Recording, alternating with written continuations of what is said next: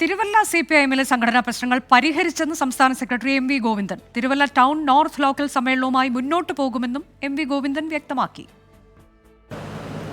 പത്തനംതിട്ട ജില്ലയിലെ Thiruvalla area north local committee ഉൾപ്പെടെയുള്ള സംഘടനാ കാര്യങ്ങളാണ് ഞങ്ങൾ പരിശോധിച്ചത്.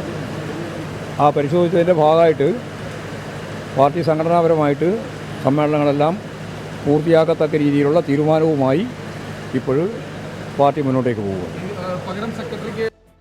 തിരുവല്ലയിൽ വിഭാഗീയതയല്ല, ചില അഭിപ്രായ വ്യത്യാസങ്ങൾ മാത്രമാണെന്ന് CPIM ജില്ലാ സെക്രട്ടറി KP ഉദയഭാനു പറഞ്ഞു. പ്രവർത്തന റിപ്പോർട്ട് എന്ന പേരിൽ പുറത്തുവന്നത് സമ്മേളനത്തിൽ അവതരിപ്പിച്ച റിപ്പോർട്ട് അല്ലെന്നും KP ഉദയഭാനു പറഞ്ഞു.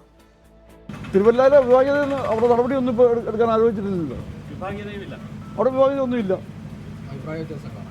അത് സ്വാഭാവികമായിട്ട് ചില സമ്മേളനങ്ങളിൽ അപരാധികം വരും. അത് പിന്നെ ചർച്ച ചെയ്ത് ഞങ്ങൾ പരിഗണിച്ച സമ്മേളനങ്ങളെല്ലാം നടത്തും. അങ്ങനെ ഒരു റിപ്പോർട്ട് വിതരണം ചെയ്തിട്ടില്ല.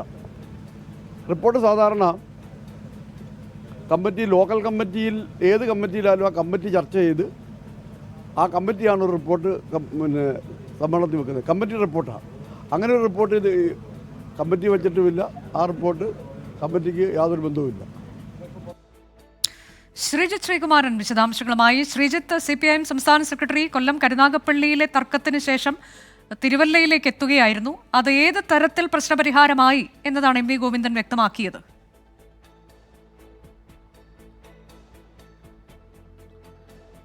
അനുജ നേരത്തെ സൂചിപ്പിച്ചതുപോലെ കരുനാഗപ്പള്ളിയിലെ നടപടിക്ക് ശേഷം അസാധാരണ നടപടി എന്ന് വേണമെങ്കിൽ നമുക്ക് വിശേഷിപ്പിക്കാം.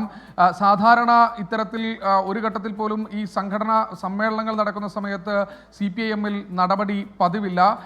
കരുനാഗപ്പള്ളിയിലെ ഇതിന് സമാനമായ രീതിയിൽ തിരുവല്ലയിലും അതേ പ്രശ്നം തന്നെയാണ് നിലനിൽക്കുന്നതെന്ന നിരീക്ഷണത്തിൻ്റെ അടിസ്ഥാനത്തിൽ തന്നെയാണ് സംസ്ഥാന സെക്രട്ടറി നേരിട്ട് ഇവിടെ എത്തിയത്. ആദ്യം ജില്ലാ സെക്രട്ടേറിയറ്റ്, പത്തനംതിട്ട ജില്ലാ സെക്രട്ടേറിയറ്റ് യോഗം ചേർന്നു.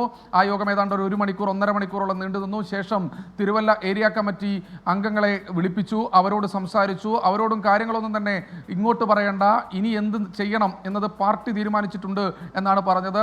വളരെ പ്രകോപിതനായി തന്നെയാണ് MV ഗോവിന്ദൻ ഈ യോഗത്തിൽ സംസാരിച്ചതെന്നാണ് പുറത്തു വരുന്ന വിവരങ്ങൾ. സംഘടനാ റിപ്പോർട്ട് ചോർന്നതിൽ അദ്ദേഹത്തിന് കടുത്ത അതൃപ്തിയുണ്ട്. പ്രവർത്തന റിപ്പോർട്ട് ചോർന്നതിൽ കടുത്ത അതൃപ്തി അദ്ദേഹം രേഖപ്പെടുത്തിയതായാണ് സൂചന. എന്തായാലും ഈ ലോക്കൽ കമ്മിറ്റി, അതിനുശേഷമാണ് ലോക്കൽ കമ്മിറ്റി അംഗങ്ങളെ വിളിപ്പിച്ചത്. തീരുമാനം അറിയിക്കുക മാത്രമാണ് ചെയ്തത്. നിലവിലുള്ള ലോക്കൽ കമ്മിറ്റി സെക്രട്ടറി KK കൊച്ചുമോനെ, Thiruvalla town north local committee സെക്രട്ടറിയും R സനൽകുമാർ, ജില്ലാ സെക്രട്ടേറിയറ്റ് അംഗം R സനൽകുമാറിന്റെ ഏറ്റവും അടുത്ത ആളുമായ KK കൊച്ചുമോനെ സെക്രട്ടറി സ്ഥാനത്ത് നിന്ന് മാറ്റാനാണ് തീരുമാനിച്ചത്. അത് ഐക്യകണ്ഠേന തീരുമാനമെടുത്തു എന്നാണ് ഏറ്റവും ഒടുവിൽ CPIM വൃത്തങ്ങൾ നൽകുന്ന സൂചന.